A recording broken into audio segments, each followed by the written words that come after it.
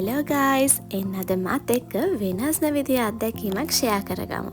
වෙනස්ම විදිහේ අත්දැකීමක් කියන්නේ මේක මගේ සෝලෝ ට්‍රැවල් එකේ ලස්සන මතක එකතු කරලා හදපු vlog එක.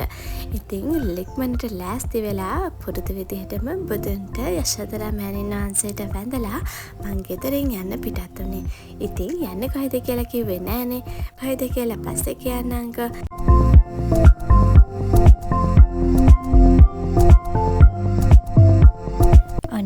ගෙස් කරන්න පුළුවන් වෙයි මං කොහෙද යන්නේ කියලා. ඔව් මං වෙන රටකට ෆ්ලයි කරන්න තමයි ලෑස්ති වෙන්නේ. මං යන්නේ කොරාට් ඉන්ටර්නැෂනල් ඩාන්සින් ෆියස්ටා එකට පර්ෆෝම් කරන්න. ඉතින් තනියෙන් කියලා කිව්වට තනියම නෙවෙයි. අපි ලංකාව නියෝජනය කරන්න ඩාන්සින් ටීම් එකක්ම යනවා.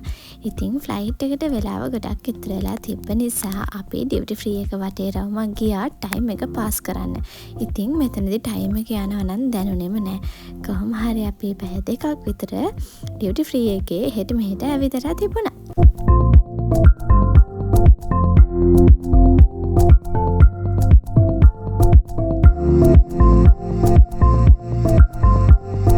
ඔන්න පැය දෙක තුනක්ම ගෙවිලා ගිහිල්ලා ෆ්ලයිට් එකට දැන් පරක් වෙලා මේ දුවන්නේ නා හදිස්සියේ. ඉතින් මෙහෙම හදිස්සියේ දුවගෙන ගිහිල්ලා මට මුණ දෙන්න ඕන අත්දැකීම නම් ජීවිතේට කාටවත් වෙන්න එපා. නිකමට වගේ බෝඩින් පාස් එක දිගහැරලා බලනකොට බෝඩින් පාස් එකේ තිබ්බේ මගේ නම නෙවෙයි. කමරි ඒ වැඩ ටිකත් කරගෙන ෆ්ලයිට් එකට නැග්ගා. ඉතින් වීඩියෝස් ගන්න බැරි වුණා මොකද මං හොඳටම බය වෙලා හිටියේ බෝඩින් පාස් එකේ ප්‍රශ්න නිසා. Typical way set up and take off.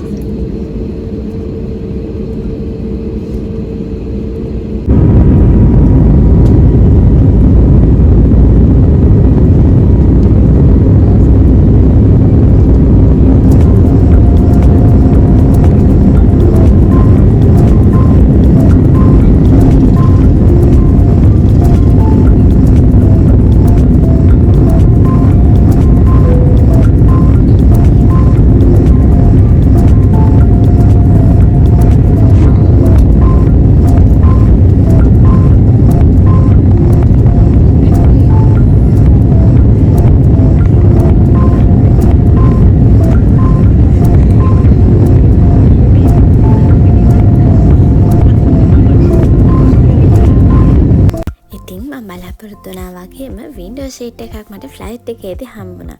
ආසාවෙන් එළිය බලාගෙන ඉන්නවා වගේ පෙනුනට හිතේ මොකක්ද කියා ගන්න බැරි දෙයක් ගොලි වෙලා තමයි තිබුණේ. ඉතින් පැය දෙකක නෑ පැය තුනක හතරක වගේ ගමනක් චුට්ටක් නින්ද ගිහිලා තිබිලා ෆ්ලයිට් මීල් එක ආවට පස්සේ තමයි ඔන්න අපි වායිත් ඇහැරුණේ. මේක ස්පයිසි මීල් එකක්. මේක ඇත්තටම මට නම් රසට තිබුණා.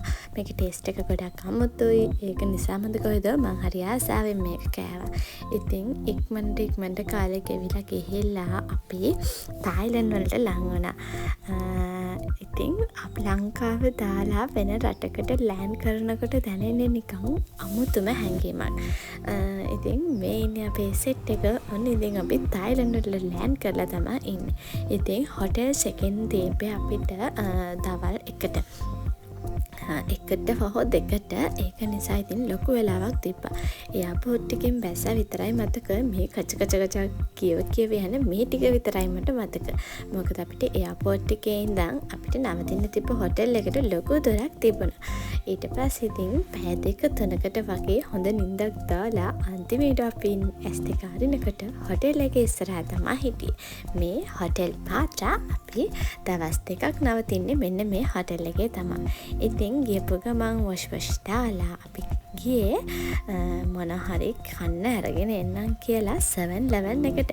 ඉතින් ටිකක් අමුතු විදිහේ කෑම, අමුතු විදිහේ මිනිස්සු, අමුතුම කල්චර් එකක් නේ වෙන රටක තියෙන්නේ. ඉතින් අපි චර්ච් ස්නැක්ස් ටිකක්, ඩ්‍රින්ක්ස් ටිකක් එහෙමත් අරගෙන ආවා. මට තියෙන ලොකුම ප්‍රශ්නේ ඇයි මේවල මේ ඩ්‍රින්ක්ස් වලට ෂුගර් දාන්නේ නැත්තේ කියලා. ඇත්තටම ඉතින් රසයි කියලා බොන්න ගත්තට සමහර දේවල් නම් බොන්න බෑ. මොකද ෂුගර් නැහැ. ඊට පස්සේ ඉතින් අපි කතාවක් දාගෙන ආයෙත් අපේ හොටෙල් එකට ආවා. ඉතින් හොටෙල් එකට ඇවිල්ලා ටික වෙලාවක් ඉඳලා මහන්සි ඇරලා ඊට පස්සේ අපි ඇවිදින්න යන්න තමයි ප්ලෑන් කරගෙන ඉන්නේ.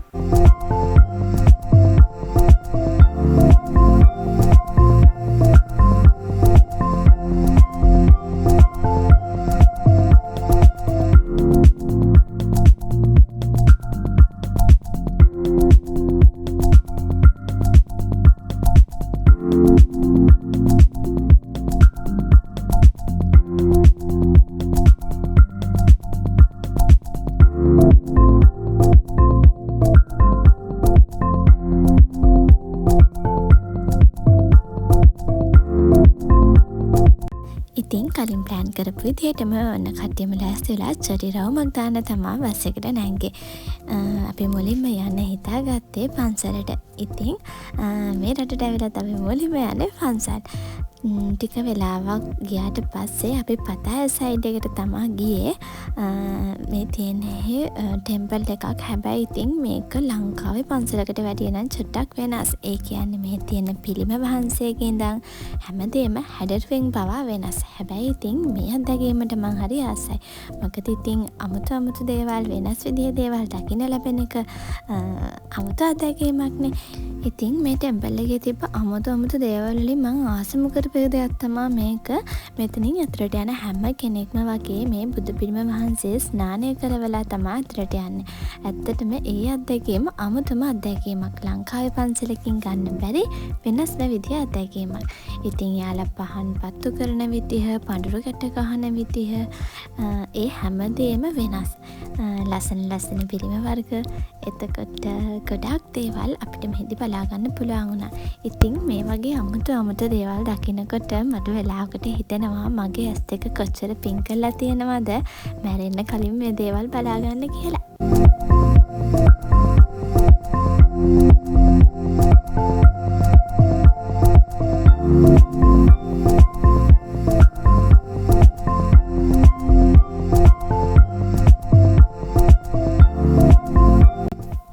පන්සලට පල්ලෙහා view එකත් ලස්සනට පේනවා. මොකද මේක පන්සල තිබ්බේ චුට්ටක් කන්ද උඩට වෙන්න.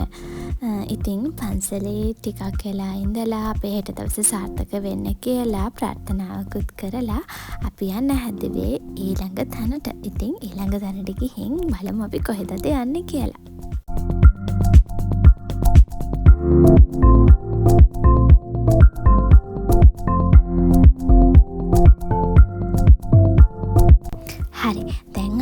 අපි බලන්න යන දෙවැනි තැනට.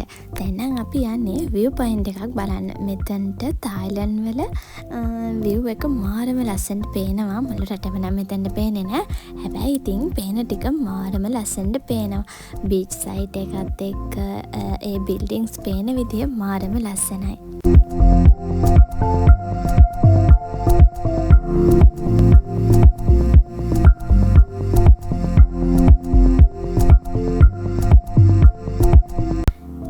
ඉතින් හොඳටම මහන්සි. මොකද ඉතින් ඊයේ ඉඳන් එක දිගටම එන ගමනක් නේ මේක. අපි දැන් යන්නේ මේ shopping mall එකට රෑ කෑම ගන්න. ඉතින් අපි ඩොලර්ස් එහෙමත් මාරු කරගෙන මේ shopping mall එකේ උඩම තට්ටුවට එනකම ගියා. ඉතින් වෙනස් විදිහේ කෑම, වෙනස් විදිහේ ඇඳුම් පැළඳුම්, ඉතින් මේ හැමදේම අමුතුම ලෝකයක් වගේ.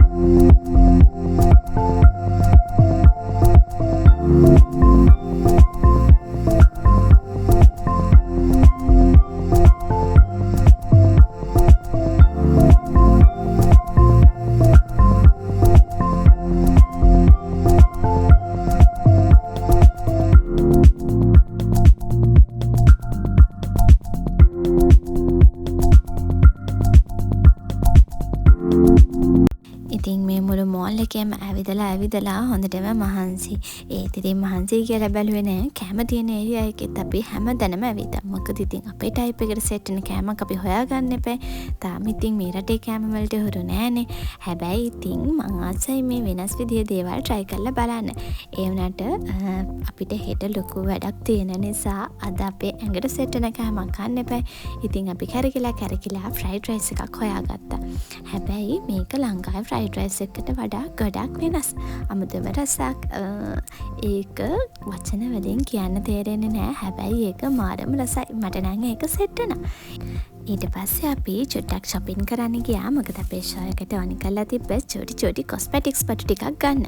මේක ලොකු shopping mall එකක් නිසා වෙන්න ඇති මේකේ බඩු මෙච්චර expensive. ඒත් ඉතින් වමනා කරන cosmetics ටිකයි අපිට අඳින්න ඇඳුම් වගේකුයි අරගෙන අපි shopping mall එකෙන් එළියට ආවා.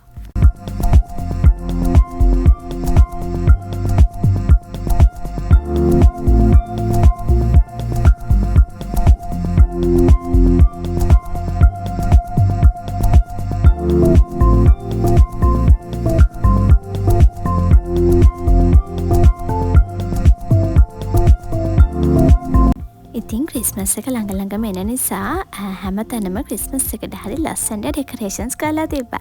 ඉතින් මෙන්න මේ විදිහට අපේ පළවෙනි දවසේ ඉක්මනටම ගෙවිලා ඉවර වුණා. ඉතින් ඊළඟ වීඩියෝ එකකින් අපේ ඊළඟ දවස් අරගෙන එනකල් බයි බයි.